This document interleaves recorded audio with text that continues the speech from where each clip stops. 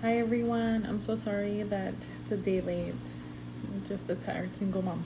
Um, but that's not my identity. But I still wanted to get this in before today and Thursday because I wanted to give you all the chance to respond to it because I know that it's part of our grades. Um, so let me just start on it really quick because I have my notes here. So it was kind of a long question, so it took me a while to do it. I had it yesterday, but I didn't get to do it yesterday, so it was my priority to turn it in today. So we were talking about the assessment of guidance and counseling program, and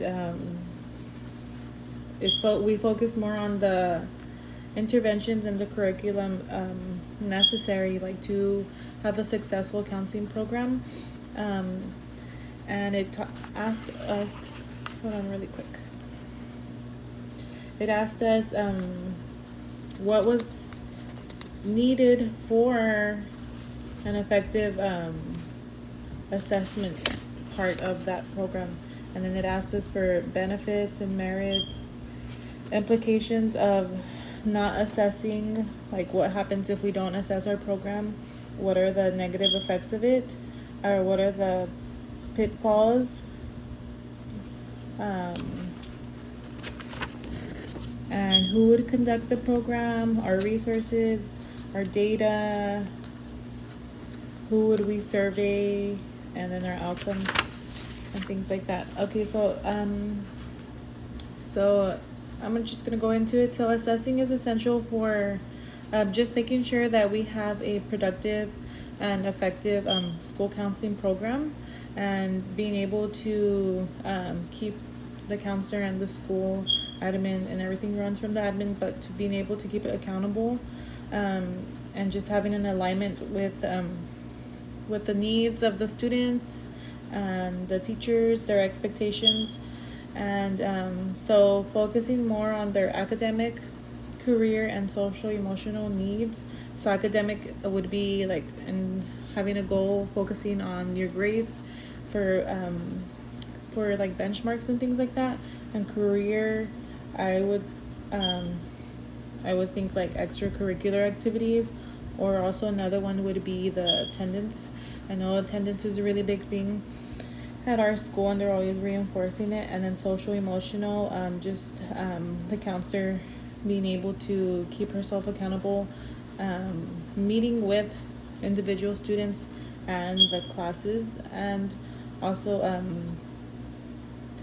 conducting like I'm saying a lot, but conducting like programs or events and things like that help students feel needed or feel wanted and feel seen.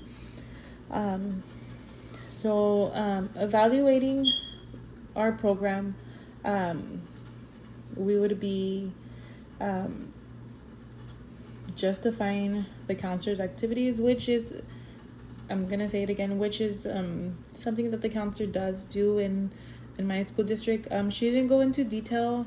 Um, she didn't go into detail about how the data is analyzed and things like that, because she only had 5 minutes for me as a teacher and not an actual intern yet. But she just went over it with a really quick. But in that program, SCUDA, it talks about how the counselor spends their time doing counselor related activities and non-related counselor activities. And in this thing here, I can see how that ties into it, because the evaluation would identify and justify the counselor activities and what they're doing. It would support it or not support it.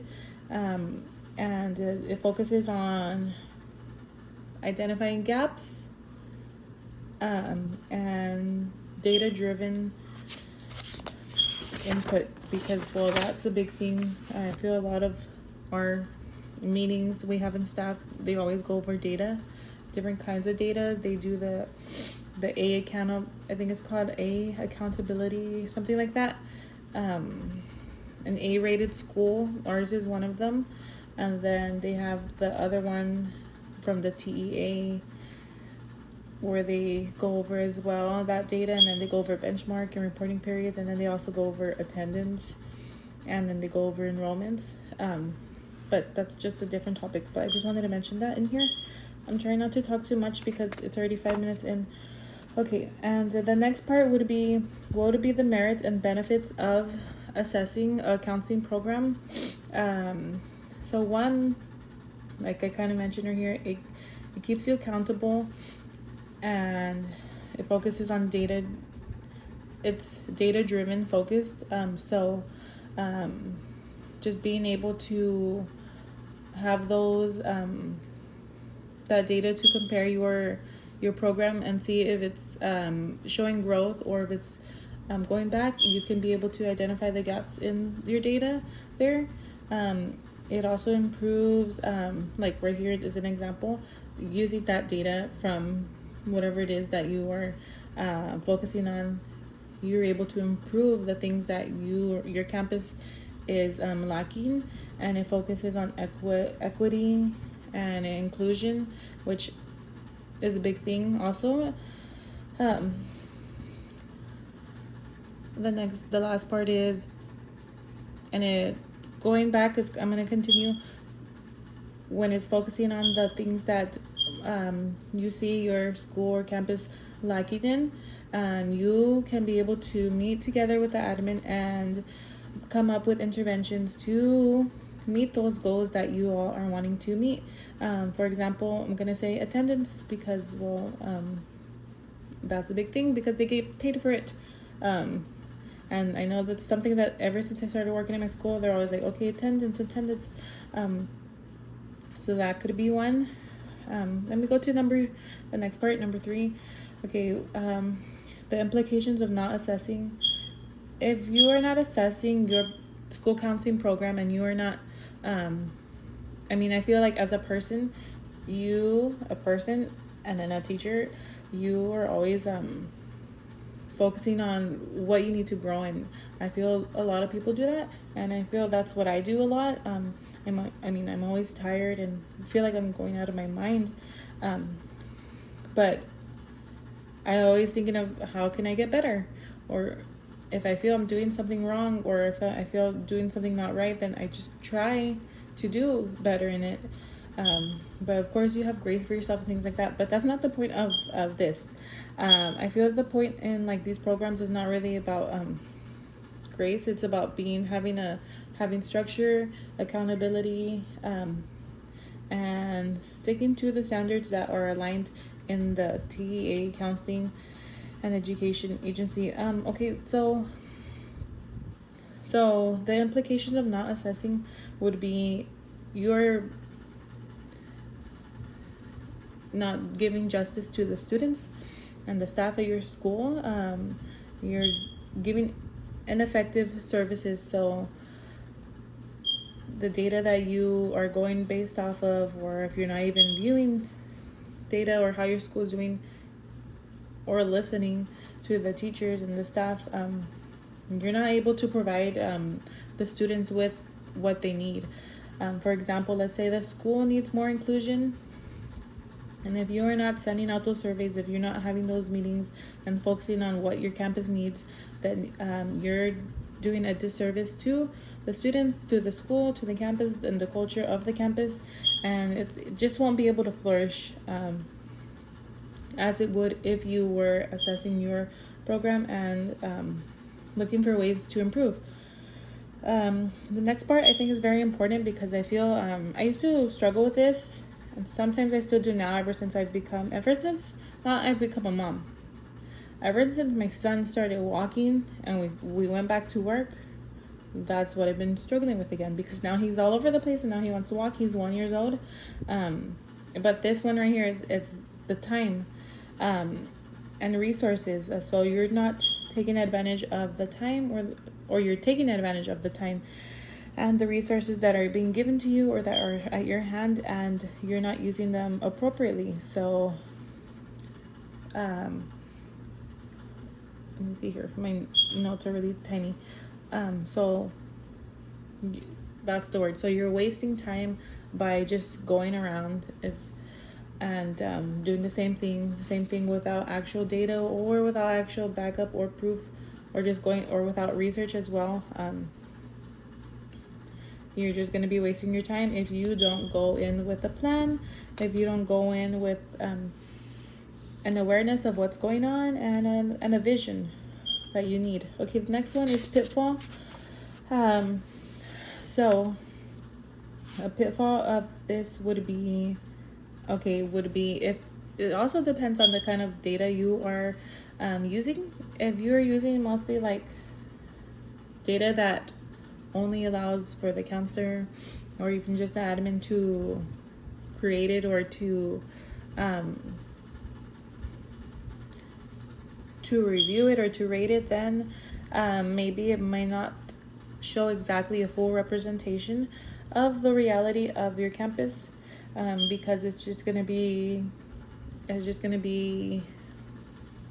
self-driven, and it's gonna be biased, and it's just gonna be something that you want to happen, so you're gonna direct it to what you want. And then the next one would be, how I already had mentioned, was the lack of time and the management. Okay, let's go to the next one. Who would conduct it? Obviously, the school counselor and the admin. And I feel maybe perhaps even the social worker, you could work with her, because I know I always see the social worker with the counselor. Not always, but they're always working together. And then maybe even, I'm also even thinking like resource teachers would be. I remember this year I haven't seen it, but the past few years I would always see the SLE teacher and the SPED teacher. No, not the SPED teacher, the resource teacher. Very involved with admin. So they would be included in a lot of their not exactly necessarily decisions, but like their meetings and laying out the plan for them when it came to these visions that they had in mind. Okay, and what would the resource you would be needing would be your surveys or your data that you are using. Another one would be going back to the data, the type of data that you use would be not like biased data. It would be more like for example, our school, I've seen them use I can't remember, because you know what, I haven't taught an upper grade in a while, and usually my mind goes off when we have those meetings when they're going over upper grade benchmark scores, but I'll just go to CLI for pre-K, because I teach pre-K.